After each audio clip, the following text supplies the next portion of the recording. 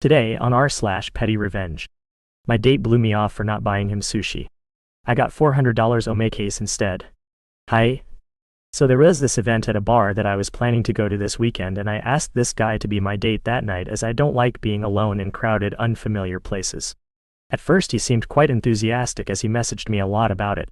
One time he causally mentioned how expensive going out in NYC has become, which is true by the way.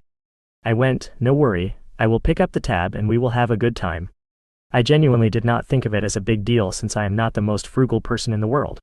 So the night before our supposed date I wanted to confirm everything and messaged him that we can also grab something to eat beforehand, what kind of food do you like?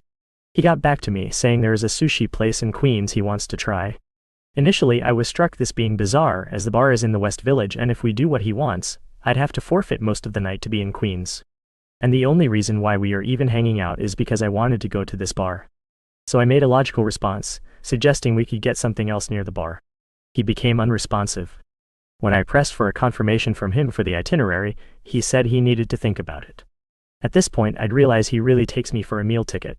He's trying to get me capitulated to his demands as it's already Friday night, and I am running out of options of people still free and available, which as a matter of fact I was. He really derailed my plan. And I pulled out my phone and booked myself a $400 17-course omakase at a very nice place in the village. I had blast with the insanely delicious meal and I posted the picture of the sushi to my Instagram stories. He messaged me later, claiming he's sorry and he got busy with family, blah blah blah blah. I blocked him immediately. For our next story. Turned the tables on my ex-wife's attempt to make me back out last minute from coaching children's t-ball. About a year out from divorce. Ex-wife has been acting petty and childish to say the least. Tries to make me look bad any attempt she gets. My young son played t-ball last year and I volunteered to be the coach. Really enjoyed it, but my work responsibilities schedule changed before this season and I simply could not commit to do it again. I became good friends with the guy running the league and let him know before the sign-ups even started as a heads up. Was disappointed, but not much to do. What I was able to do was volunteer to get to the field super early Saturday before the game started to set them up, chalk line the batters boxes, foul lines, put out bases, etc. 3 fields total, which he was extremely grateful for. A few weeks before the season was supposed to start, they were unfortunately short a couple coaches and were sending out some desperation emails to all of the parents. My ex knew my situation and apparently thought going onto the website and basically fraudulently volunteering me to coach would be a great way to inconvenience me. Make me look bad by having to back out, etc. So she did just that. Buddy running the league called me very confused. In order to register you have to make a username password. Username is just your email, so after a few minutes of looking through the registration we worked what happened as her email was in the account name. Ultimately, he decided to put his kid on my son's team and be the coach on top of everything else he was doing. He was pissed at my ex himself though because this stunt could have set them back finding a legit coach if they needed to, possibly delaying the league. Here's where I come up with the petty revenge. He sends out the official email out to all of the parents of the league with the rosters and coaches for all 10 teams. Except for our kid's team, instead of listing himself, I tell him to list my ex. Puts her name, contact info, etc. and says to expect further info from each coach individually. She emails him back once she notices to point out the mistake, saying it should have been me instead, but he ignores it. He sends her all of the clearances coaches need to pass, asks for time she can come pick up equipment, the whole 9 yards. After a couple of days, parents of the team apparently start emailing her asking for info on when the season starts, and when practice will be, and all that. Eventually he does reply back, playing dumb, telling her she is the one who volunteered, as it was her username that registered, and knew it wasn't supposed to be me, as he had spoken to me months earlier, and knew I wasn't able to do it this year. Put her in an awkward spot because she either had to admit what she did or feign some BS ignorance and claim a miscommunication which everyone knew was nonsense as we were divorced. After she flat out says she can't coach, and she isn't sure what to tell him, he sends out another email to the entire league, which says, due to the coach of our kid's team name. Backing out at the very last minute, I have no choice but to take on coaching the team myself, on top of the rest of the responsibilities.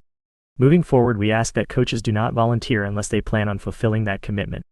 He didn't mention her by name, but everyone saw the rosters and knew he was talking about her. She texted me a few weeks later once the season started about how my buddy is in a hole for doing that to her due to a glitch in the registration software, as multiple people have approached and asked her, not so nicely, what happened, and she knows she is getting looks from people during the games. What a satisfying text it was to receive. Let's dive into our next story. Okay then, block my driveway. I live next to a school, and I've had parents back up into my driveway to wait for their children. If I'm not going anywhere, I don't mind, no harm, no foul. One day I came home to find a woman in my driveway. I got out of my car and asked her to please pull out for a second so I could pull in and then you can back up where you were. She said, I will only be a few minutes. I said, ma'am, I live here and I'd like to get into my garage. Because it's a narrow street and parents are now parked on both sides, the street access is now narrow and only one car can get by at a time. I told her that I cannot wait here a few minutes because I'm blocking traffic. Well, I'll be moving in a bit. I said, "Ugh, no you won't be." I then parked perpendicular to her vehicle, blocking my own driveway and her vehicle. As I walked by, I told her I really have to use the bathroom and have stomach cramps. You are welcome to call the police if you like, I'll be out in a bit. The look on her face after she realized what was happening was priceless. A few minutes later I could hear honking. A few more minutes later I hear honking and my doorbell ringing. Only because I saw it was a child ringing on my Ring doorbell I answered, "I'll be out in a minute, I'm washing my hands." I could hear the little boy screaming to his mother, I assume. He says he's washing his hands.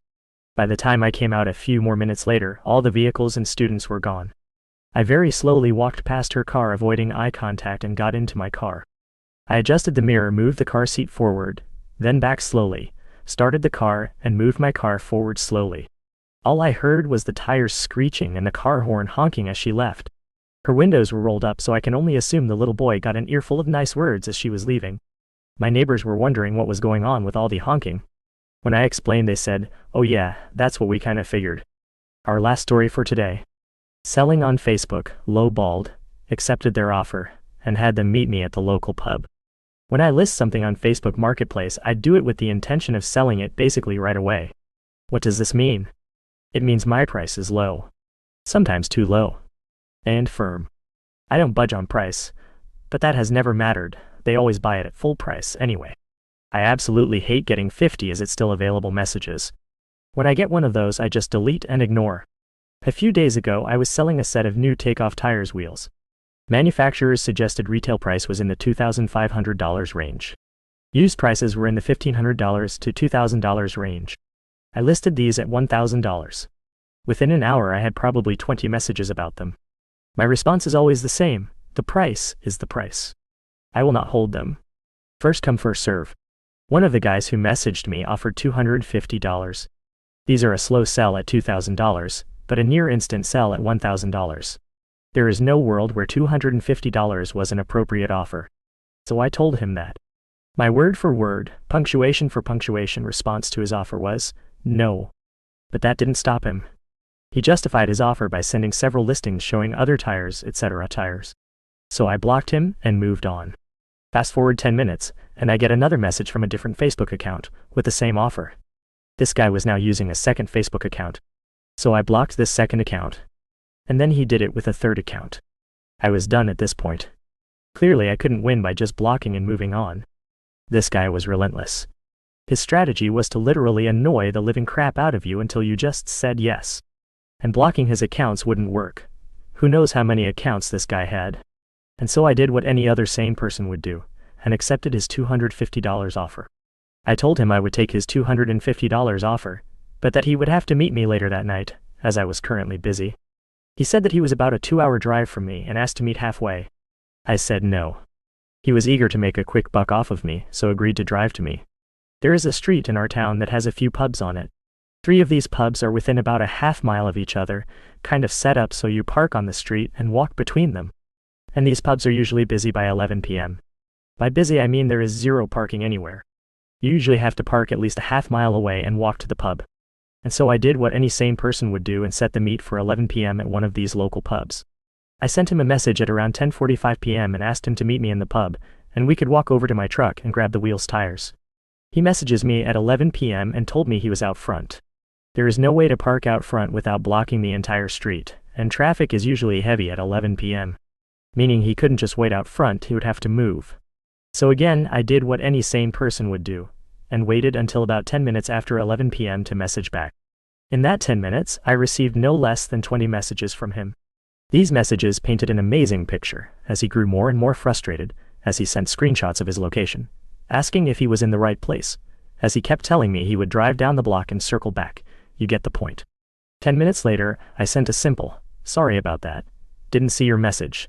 I'm at the bar in XYZ pub. Just park and come in. I'll grab you a beer. He accepted the offer, parked what I assume was 1/2 mile away, and walked to the pub. 10 more minutes of me not responding, and 20 messages later, I sent a simple, "Sorry about that. Didn't see your message. I walked down to PDQ pub. Probably 500 yards away. Thinking you may be there? Meet me down here? Meet me down here?" Fast forward until right around midnight. I had made this man drive 2 hours one way, walk at least 2 miles, go into all 3 pubs, and curse me every way to Sunday. And he was still 2 hours from home. So I did what any sane person would do, and turned off Facebook notifications and went to bed. Oh, and the wheels and tires sold earlier that day for exactly $1,000. And those are all the stories we have for today. See you tomorrow.